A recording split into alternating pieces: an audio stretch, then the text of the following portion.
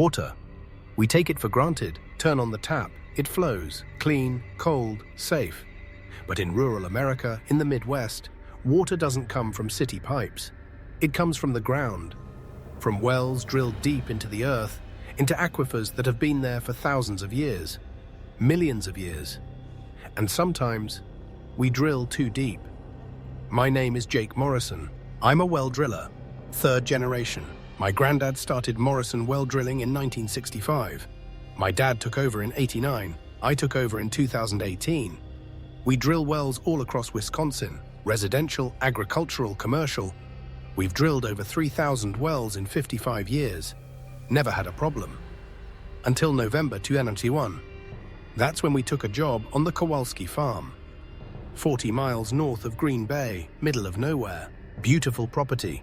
Good people. They just needed a new well. Simple job. We'd done 1,000 just like it. Drill down 150 feet, hit the aquifer, install the pump. Done. But this well was different. Because at 287 feet, we hit something. Not water, not rock, something else. Something that had been down there a very, very long time. Something that should have stayed buried. November 3rd, 2021, Wednesday morning. 7:15 a.m. I was at our shop in Shawano, loading the drill rig onto the flatbed. My partner, Tommy Voss, was checking the equipment. Tommy and I had worked together for 6 years. Good guy, solid, knew his job, former Army engineer. If something mechanical existed, Tommy could fix it. Kowalski farm today, he asked, loading drill bits. Yeah, I said, should be straightforward. Residential well. They're on a bad well now. Water's got iron and sulfur, tastes like shit. We drill them a new one, they're happy. How deep you thinking? 150, maybe 200 feet, standard for that area. Hit the Cambrian aquifer. Good water. I'd done my research, checked the geological surveys, talked to the county. The Kowalski property sat on top of solid bedrock with a good aquifer underneath. Easy job. We drove out around 8 a.m., 45-minute drive north, rural Wisconsin, farm country, sir.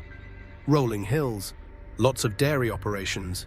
The Kowalski farm was 120 acres, mostly wooded. They had a small house, some outbuildings, kept to themselves. Mrs. Kowalski met us when we pulled in. Polish lady, late 60s, nervous energy. Mr. Morrison, she said, thank you for coming. Our water, it's been getting worse. Brown, smells bad. We can't even shower in it anymore. We'll get you fixed up, Mum. Where do you want the new well? She pointed to a spot about 50 yards from the house, away from the septic. Good location. Perfect. We'll start drilling. Should have you set up in 2-3 days max. Is it safe to drill here? Strange question. Safe? Yes, ma'am. We do this all the time. It's just, my husband, he passed 2 years ago. Before he died, he said never to drill on the east side of the property. Said the ground there was bad. Bad how? He wouldn't say, just said leave it alone. But that's where the best spot is for a well, according to the county. I looked at the location, it was the east side. Mrs. Kowalski, I can drill anywhere you want. But this spot has the best access to the aquifer, best water quality. If you want, I can test another location. She looked torn, then sighed. No, we need good water.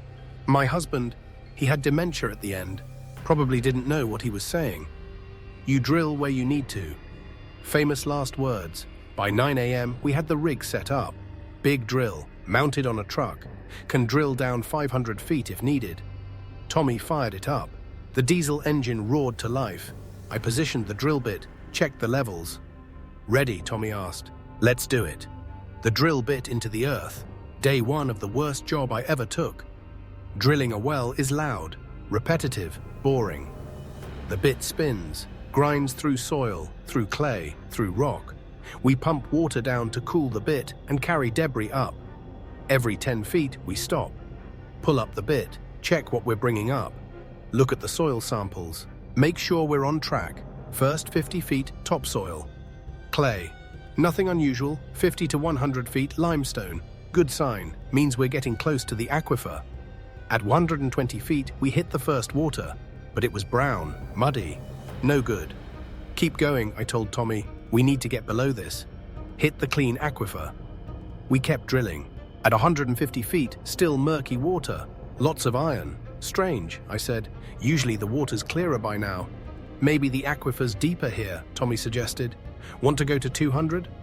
Yeah, let's hit 200 and reassess. We kept drilling. At 180 feet, something changed. The drill bit hit resistance. Different kind of resistance. Not rock. Something softer, but dense. You feel that? Tommy asked. Yeah. What is that? We pulled up the bit, looked at what came up with the mud. Organic matter, lots of it. Looked like peat? But we were 180 feet down. Peat doesn't form that deep. That's weird, Tommy said. Keep going. Must be an old buried swamp or something. We drilled. At 200 feet, still hitting that organic layer. At 220 feet, the drill suddenly dropped, like we'd broken through something. The resistance disappeared. The bit was spinning free. We hit a cavity, I said. A cave or void. Happens sometimes with limestone. We pulled up the bit. It came up clean. No mud, no debris, just wet. And the water that came up was clear. Crystal clear. Finally, Tommy said, good water. I ran a quick test. pH level, mineral content.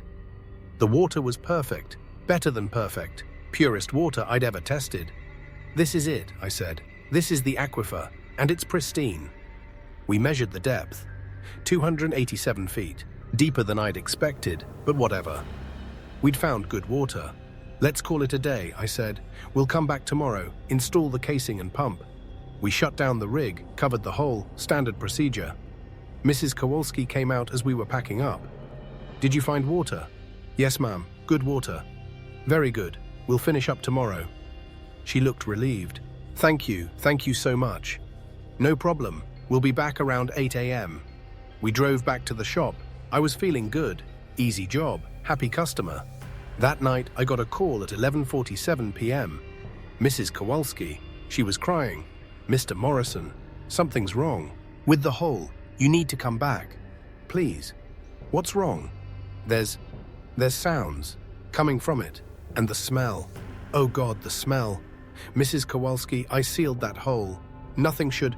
Please, just come, please.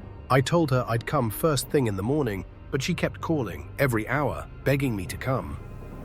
At 6 a.m., I gave up trying to sleep and drove out there. The sun was just rising when I pulled into her driveway. Mrs. Kowalski was standing outside, in her nightgown, in November, in Wisconsin, just standing there, staring at the well site. I got out of my truck. Mrs. Kowalski, she turned. Her face was pale, exhausted. It's been making sounds all night, breathing, moaning, and the smell, like rot, like death. I walked over to the well. The cover was still in place. I didn't hear anything. Mom, I don't... Then I smelled it. She was right. Coming from the well, through the sealed cover, the smell of decay, of something dead, of something rotten, but that was impossible. The well was 287 feet deep, sealed. Nothing should be able to get in there. I pulled off the cover. The smell hit me like a wall. I actually gagged. Tommy pulled up at that moment. He walked over, smelled it too. Jesus Christ. What died down there? I don't know. Maybe an animal fell in last night?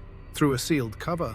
Good point. I shined my flashlight down the hole. The water was still there, 287 feet down. I could see the surface, but the water, it wasn't clear anymore. It was black, completely black, and it was moving. Not flowing, moving, like something was swimming in it. Tommy, you seeing this? He looked, saw it too. What the fuck is that? The water suddenly churned, like something big had moved beneath the surface. We both stepped back. We need to seal this, I said. Fill it in. Something's wrong with this well. Fill it in?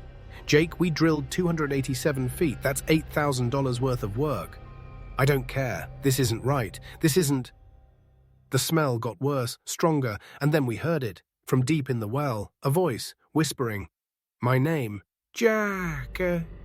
Tommy heard it too. I saw his face go white. We're leaving, he said. Right now. We backed away from the well. Mrs. Kowalski was still standing there, watching. I told my husband not to drill here, she said quietly. I told him. But he wouldn't listen. Wait, your husband drilled here 20 years ago. Tried to drill a well in this exact spot. Hit something at about 300 feet. The water came up black, smelled like death, just like now. He sealed it up the same day, never spoke about it again. I forgot, until you started drilling. And now it's back. I felt cold. Mrs. Kowalski, why didn't you tell me this yesterday? I forgot.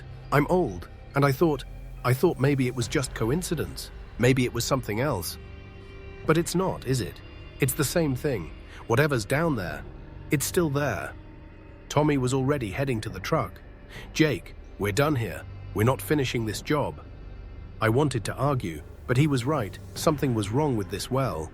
Very wrong. We left that morning. Told Mrs. Kowalski we'd refund her money. Send another company. But I couldn't stop thinking about it. The black water, the voice saying my name. That night, I did research, looked up the property, the geological history, any records. What I found made everything worse. I spent that night in the office, coffee, computer, going through every database I could find, property records, geological surveys, historical archives. The Kowalski farm had been farmland since 1883. Before that, uncleared forest. Before that, Native American territory. I found a reference in a Wisconsin Historical Society document from 1847, a missionary's journal, Father Edmund Bouchard, French Catholic priest who traveled through Wisconsin ministering to native tribes.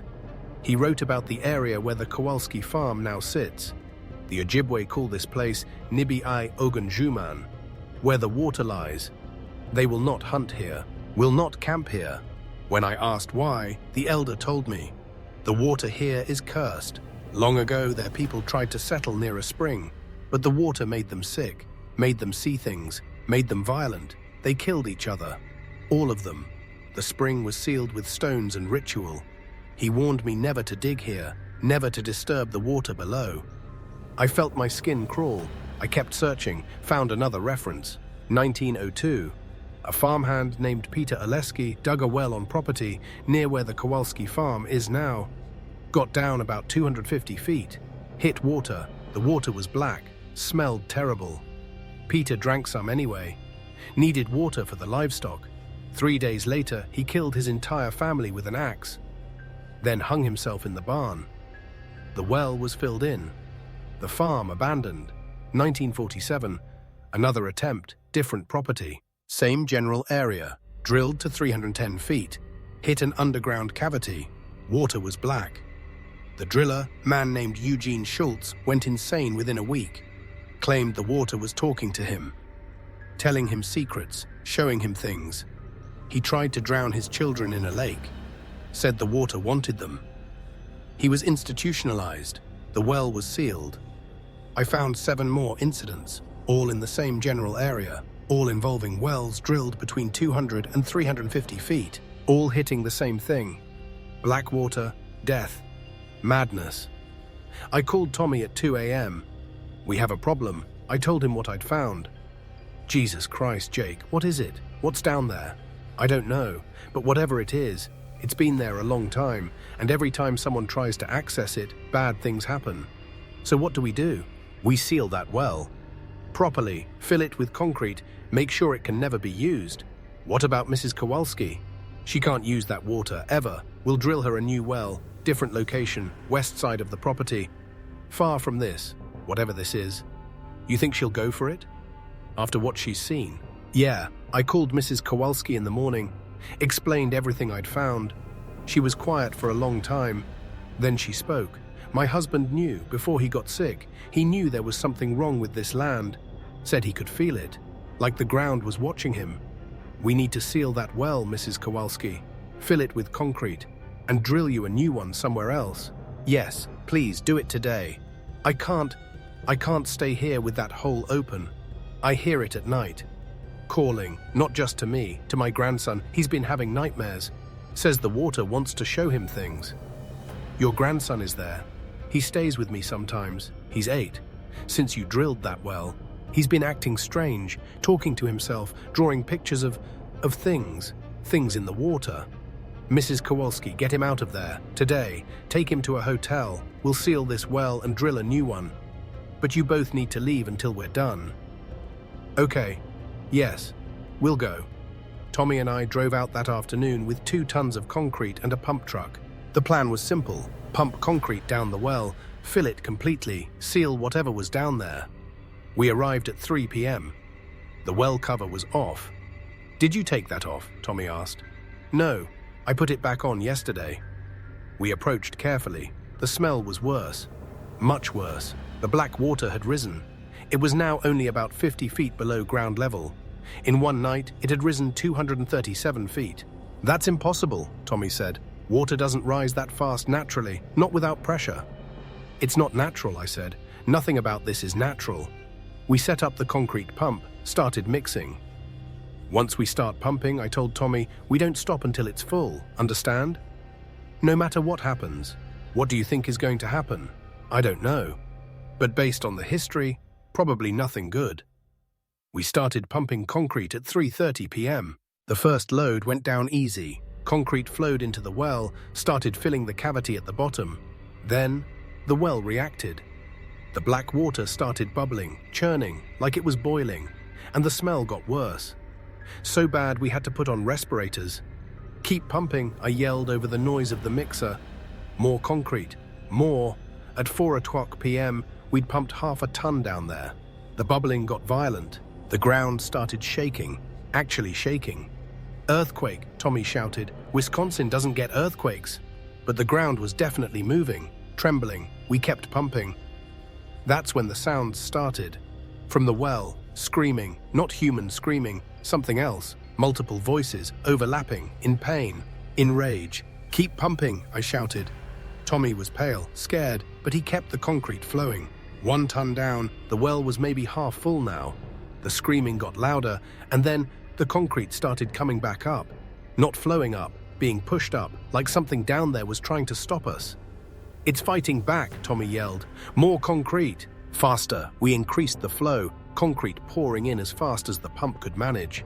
The well started leaking. Water, black water, was seeping out of the ground around the well shaft, just oozing up through the soil. And where it touched the grass died, instantly, turned black, withered. Jake, the ground. A crack appeared, running from the well toward us. The earth was splitting. Don't stop, I screamed. 2 tons of concrete. It was all in. The well was full. The screaming reached a peak. Then, stopped. Silence. The bubbling stopped. The shaking stopped. The well was sealed. Tommy and I stood there, breathing hard, staring at the concrete-filled shaft. Is it over? Tommy asked. I think so. We backed away.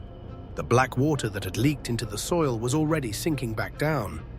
The grass was still dead, but the spreading had stopped. We'd done it. Sealed the well. Let's get the fuck out of here, Tommy said. I agreed. We packed up. Fast. As we were loading the truck, I looked back at the well. The concrete had set. Solid. It was done, but carved into the wet concrete, carved by something, were words. Fresh. Deep, we are not done. We didn't stick around to see what that meant. We drove straight to Mrs. Kowalski's hotel, told her the well was sealed. We'd come back next week to drill a new one on the west side. She thanked us, paid us. I thought it was over. I was wrong. Because 3 days later, Mrs. Kowalski called. The well was open again. November 10th, Wednesday, 6:47 a.m. Mrs. Kowalski's call woke me up. She was hysterical. It's back, the well. It's open again, Mrs. Kowalski, that's impossible. We filled it with concrete. I'm looking at it right now. The concrete is gone. The hole is open. And the water. Oh God, the water is at the surface. I told her to get away from it. Get in her car, leave. I called Tommy. We met at the shop, drove out there together. This doesn't make sense, Tommy kept saying. 2 tons of concrete doesn't just disappear. Nothing about this makes sense. We pulled up to the farm. The well was open. The concrete was gone. Not broken up. Not cracked. Gone. Like it had never been there. And Mrs. Kowalski was right.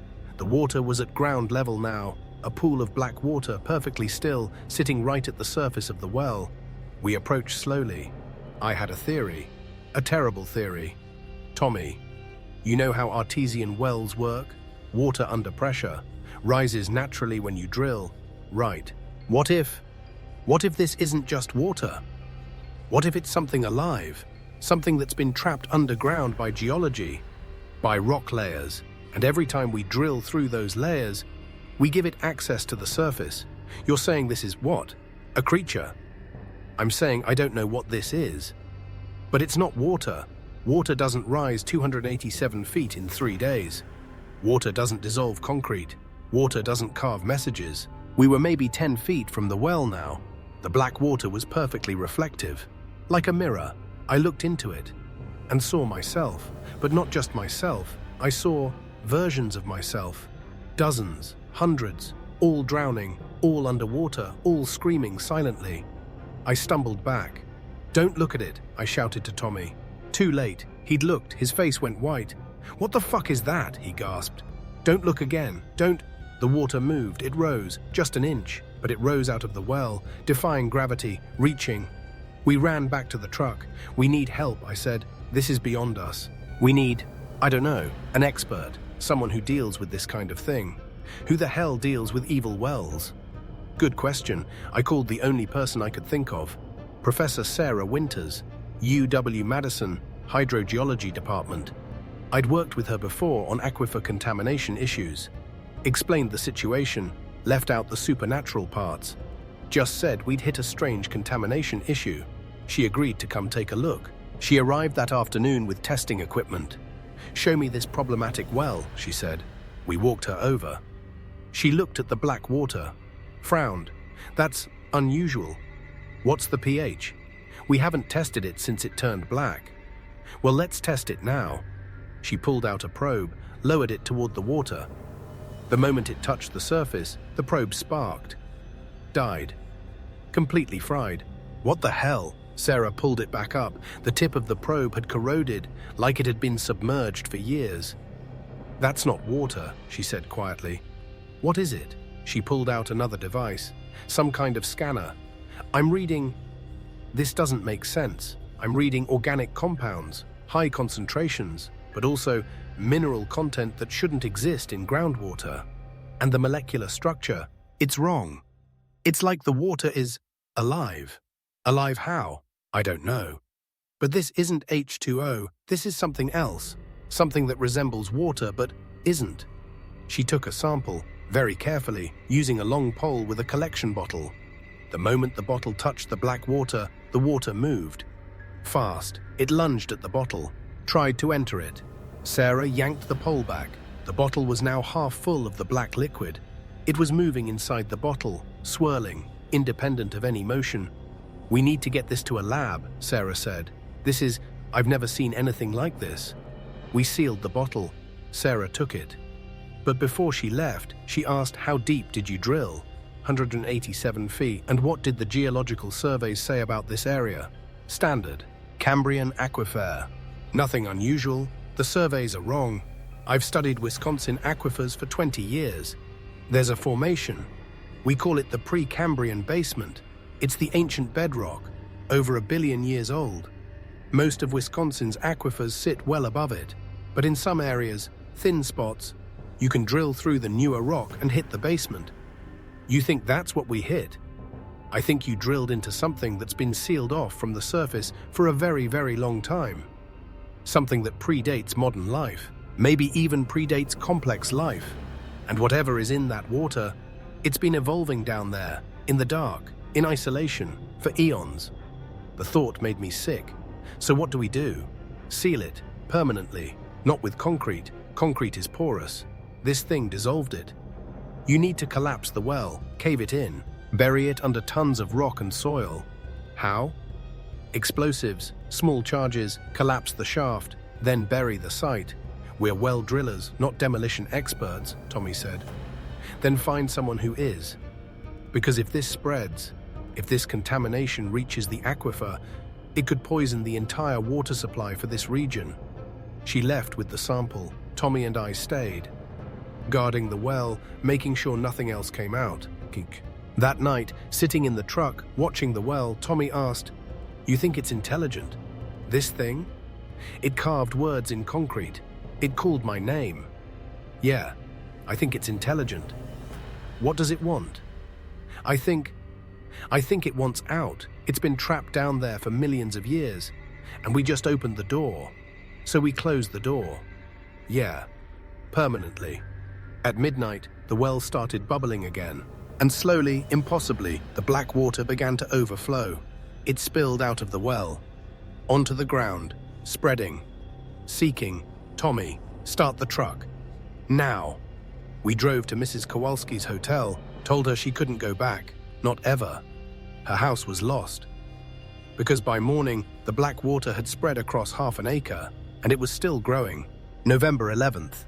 I called everyone I could think of. DNR, Department of Natural Resources, EPA, Environmental Protection Agency, County Health Department. Everyone. Told them about the contamination, showed them photos, begged for help. They all said the same thing. This is a private property issue. We'd need to hire remediation specialists. But no remediation company would touch it once they saw what it was. One guy, veteran of 30 years cleaning up industrial waste, looked at the spreading black water and said, "I've seen a lot of shit. Chemical spills, radioactive contamination, toxic waste. This is something else. This is alive, and I don't deal with things that are alive." He left. By day 3, the black water had spread across 2 acres. It had reached the old barn. The wood started rotting the moment the water touched it, just decomposing rapidly. And we started seeing things in the water, shapes, moving beneath the surface. Not fish, not anything natural.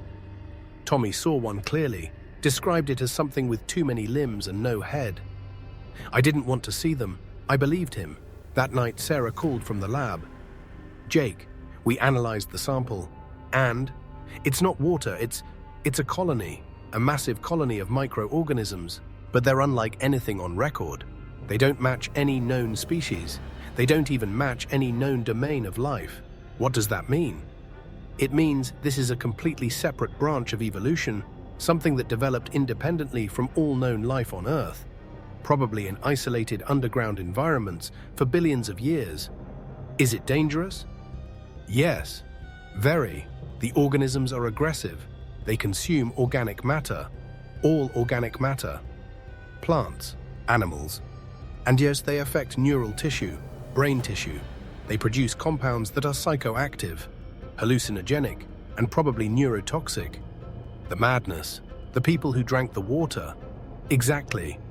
This thing doesn't just kill you physically, it infects your brain, makes you see things, hear things, compels you to spread it, to bring others to the water. How do we kill it? I don't know if you can. These organisms are incredibly resilient. They can survive extreme temperatures, extreme pressure. Chemical treatments don't affect them. They just adapt. There has to be a way. Maybe. They've been isolated underground for so long. They're adapted to very specific conditions. No light, no oxygen, constant pressure. If you expose them to surface conditions long enough, they might die. But it would take weeks, maybe months, and in that time they'd spread. What about burying them? Cutting off the oxygen? That might work. If you could seal them off completely, no air, no light, no water flow. Starve them. It's your best bet. We had a plan, but we needed help. I called in a favor. Old friend from the service, Marcus Webb. He'd gone into demolition and excavation after leaving the Marines. I told him the situation. He thought I was crazy. Then he came out and saw it. The black water had now spread across 3 acres. It was a lake, a growing lake of this thing. "Jesus Christ," he muttered. "This is real. We need to bury it, collapse the ground, fill it in, seal it off." Marcus walked the perimeter, studied the land.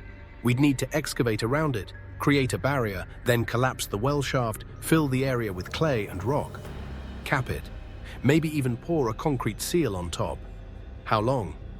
3 days. Maybe 4, if we work fast. The water's spreading. We don't have 4 days, then we work faster. He brought in equipment. Excavators, dump trucks, tons of clay, tons of rock. We started on November 12th. 4 a.m. The plan was dig a trench around the contaminated area, 10 feet deep, line it with clay to prevent seepage, then cave in the well, fill the entire area, bury it. The work was hard, dangerous. The black water kept spreading, trying to reach us. At one point, an excavator got too close. The tire touched the water. The rubber rotted off the wheel in seconds. Just dissolved. We pulled the machine back, kept working. By day 2, we dug the trench, lined it with clay.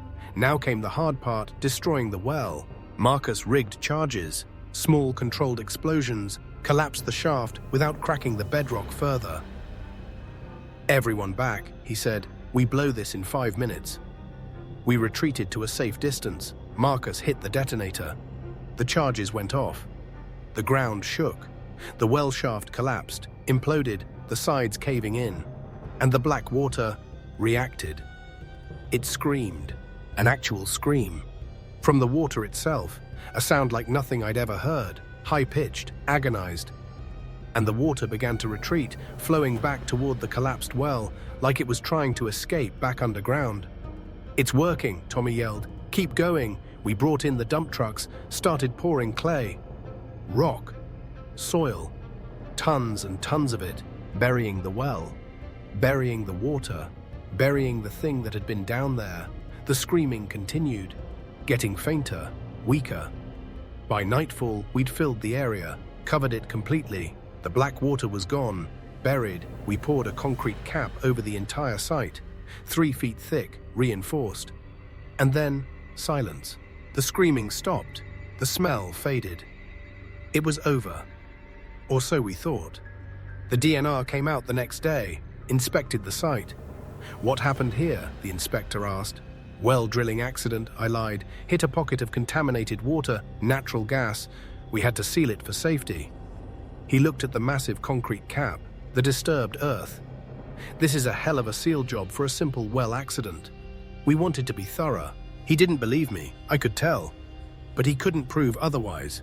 He filed a report, noted the site as sealed contamination zone, do not drill. Mrs. Kowalski sold the property, didn't tell the buyers about the well. The lawyers made sure of that. The new owners use it for hunting. They built a cabin on the west side, far from the sealed site. They don't know what's buried there. Nobody does. Except us. Sarah Winters published a paper about previously unknown extremophile organisms found in Wisconsin groundwater. Didn't mention the location, didn't mention the behavior, kept it vague. She told me privately, if people knew what was down there, they'd panic. Or worse, they'd try to study it, drill into it. And we can't let that happen. I agreed. Tommy quit well drilling, went into carpentry, says he'll never drill another hole in the ground as long as he lives. Marcus went back to his company, but he made me promise if I ever hit something like that again, I call him immediately. As for me, I'm more careful now. Before every job, I research the property, the history, the geology.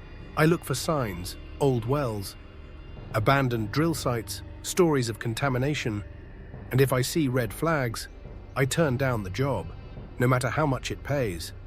Because I learned something. We think we know what's under our feet. We think we've mapped the earth, understood it, but we haven't. There are places we haven't explored, depths we haven't reached. And in those places, things have evolved. Things that have nothing to do with the surface world. Things that have been down there for billions of years. And sometimes, we drill into them. We give them access. We let them out. The Kowalski well is sealed, for now. But the aquifer it tapped, that's still down there, still alive, still spreading underground. And there are thousands of wells in Wisconsin, millions across the Midwest. How many of them have tapped into the same thing? How many are sitting there, dormant, waiting? I think about that a lot. Especially when I turn on my tap at home, and the water runs clear. For now, last month I got a call. A farmer in Minnesota said his well water had turned dark, started smelling like rot. I asked him how deep the well was. About 290 feet, he said. My blood went cold. Fill it in, I told him. Don't drink the water, don't touch the water. Fill that well with concrete today, but I just had it drilled. Fill it in. Trust me. He hung up. Probably thought I was crazy. 2 weeks later, I saw a news report. Farmer in Minnesota killed his family, then himself. Authorities found black water all over the property. They're still investigating. The well is still open. I wanted to drive out there, help seal it. But I didn't, because I'm a coward. Because I know that thing is still down there, under Minnesota, under Wisconsin, under Iowa and Nebraska and the Dakotas, under the entire Midwest, a billion-year-old ocean, full of things we can't understand. And every time we drill, we risk letting them out. So I'm telling this story as a warning. If you live in a rural area, if you have a well, if you're thinking about drilling one, be careful how deep you go. Because there's water down there, yes. But there's other things too. Ancient things, hungry things. Things that have been waiting a very, very long time to reach the surface, and if you drill deep enough, if you hit that ancient aquifer, don't drink the water, don't touch the water. And for God's sake, don't let it out. But here's what I didn't tell you. Here's the part that keeps me up at night. The part I haven't told Tommy or Sarah or anyone. Because it sounds insane. But it's true. 3 months after we sealed the Kowalski well, I started having dreams.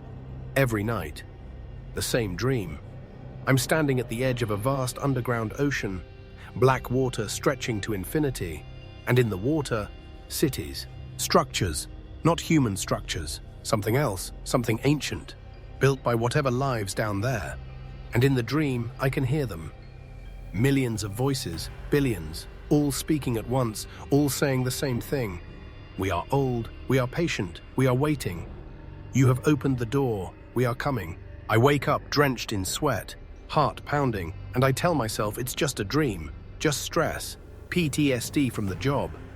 But then I see the news. Another well in Wisconsin turns black, another family goes insane, another property sealed, and I know it's not a dream. It's a message. They're in my head, the things from below. They got into my mind when I looked into that water, when I breathed that smell, when I heard my name whispered from 287 feet down. I'm infected, not with the microorganisms. Sarah tested me. I'm clean, but infected with knowledge, awareness, connection. I can feel them down there, all across the Midwest. Waking up, spreading, rising. Every new well drilled is another access point, another doorway, another invitation, and they're accepting. Slowly, patiently, but inevitably.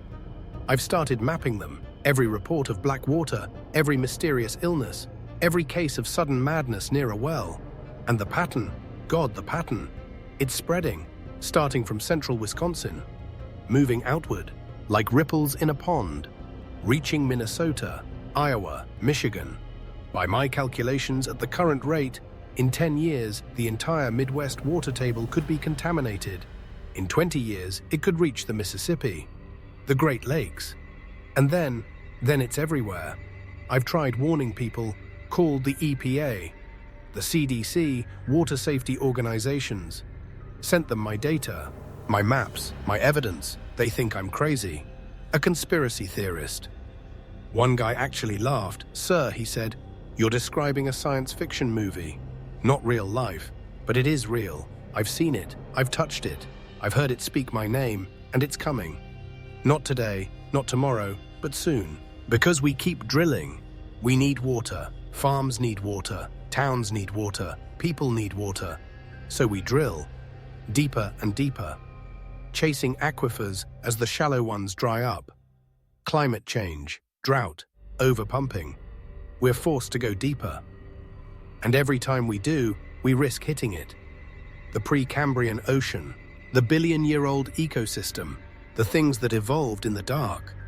I've stopped drilling below 150 feet. Period. I don't care what the customer says. I don't care about the money. 150 feet maximum. That's my rule now. I've lost business because of it. People think I'm difficult, unreasonable. Let them think what they want. I know what's down there, and I won't be responsible for letting it out again. But other drillers don't have my rule. They'll drill 300, 400, 500 feet, whatever it takes, and eventually, one of them will hit it. A big one. Not a small farm well like Kowalski's, a municipal well, a city water supply. And when that happens, when an entire city's water supply turns black, then people will believe me. Then they'll understand, but it'll be too late. Last week, something new happened, something that terrifies me more than anything else. I was at a job site, residential property, drilling a shallow well, only 120 feet, safe depth, everything was normal, we hit good water, clear, clean, perfect. But as I was testing it, I saw something in the sample, just for a second. The water turned dark, just a flicker. Then clear again. I tested it again. Clear. No contamination, no black microorganisms, nothing. But I saw it, for just a moment. It's learning, adapting. It knows we're looking for black water now. We're avoiding it, so it's changing, becoming clear, invisible, hiding. How do you fight something you can't see? How do you avoid something that looks exactly like what you need? You can't. That's the answer. You can't. It's smarter than us. It's older than us. It's been surviving in impossible conditions for 1 billion years. And now we've given it access to our world. We've invited it in. I don't know how this ends. I don't know if it can be stopped. Maybe Sarah's research will find a way to kill it. Maybe someone smarter than me will figure out a solution. Or maybe this is just how it ends for us. Not with a bang, not with a war or a bomb or a plague we can see, but with water, the thing we need to survive, turned against us, slowly, quietly, inevitably. I think about my grandfather sometimes. He started this business in 1965, drilled wells for over 40 years, never hit anything like this, never even heard of anything like this. Was he just lucky? Or has this thing only recently awakened? Did we do something to wake it up? Fracking, deep drilling, climate change? Or has it been awake all along, just waiting for us to find it? I don't know. All I know is this. I'm 34 years old. I've been drilling wells for 12 years, and I don't know if I can do it anymore, because every time I drill, every time I push that bit into the earth, I wonder, what if this is the one? What if this is the well that breaks through? What if I'm the one who lets it out? I can't live with that responsibility. Tommy was right to quit. Maybe I should too, but this is all I know. This business, this work, 3 generations of Morrisons. What else would I do? So I keep drilling. But I'm careful, so careful, and I pray. Even though I'm not religious, I pray that we've sealed it off, that the Kowalski well was the last one, that the thing down there will go back to sleep. But I don't think it will, because every night I still hear it. In my dreams, in the quiet moments, in the sound of water running through pipes. We are old, we are patient, we are coming. This is Jake Morrison, well driller, 3rd generation. And I'm telling you this because you need to know. If you live in the Midwest, if you have a well, if your water tastes strange, smells strange, looks strange, don't drink it, don't touch it, don't let your children near it. Get it tested. By someone you trust, someone independent, not the local water company. They have incentives to tell you it's fine. Get it really tested, and if they find anything unusual, anything at all, abandon that well. Seal it. Move if you have to, because I've seen what this thing does. I've seen it take over minds, destroy families, spread like cancer through the ground. And I don't want that for anyone else. Some people say I'm paranoid now, that the Kowalski job broke something in my brain, that I'm seeing patterns that aren't there. Maybe they're right. Maybe I am crazy. But I don't think so. I think I'm the only one who's actually paying attention, the only one who understands what's happening beneath our feet. The world is changing. The water is changing, and we're running out of time to stop it. If you're listening to this, if you're out there somewhere in the Midwest, check your well, check your water, and if you find anything strange, call me. Morrison, well drilling, Shawano, Wisconsin. I might not be able to fix it, but at least I'll believe you. At least I'll know you're not crazy. Because you're not. It's real, all of it. The black water, the ancient things, the billion-year-old ocean under our feet. It's all real. And it's waking up. This is Jake Morrison. And I wish I had a better ending for you. I wish I could tell you we won. That we stopped it. that everything's going to be okay. But I can't, because I don't know if it is. All I can tell you is this. Be careful, be aware, and whatever you do, don't drill too deep, because some things should stay buried. Some doors should stay closed. Some waters should never be touched. The Midwest has secrets. Dark secrets, ancient secrets, and we've only just begun to uncover them. God help us all.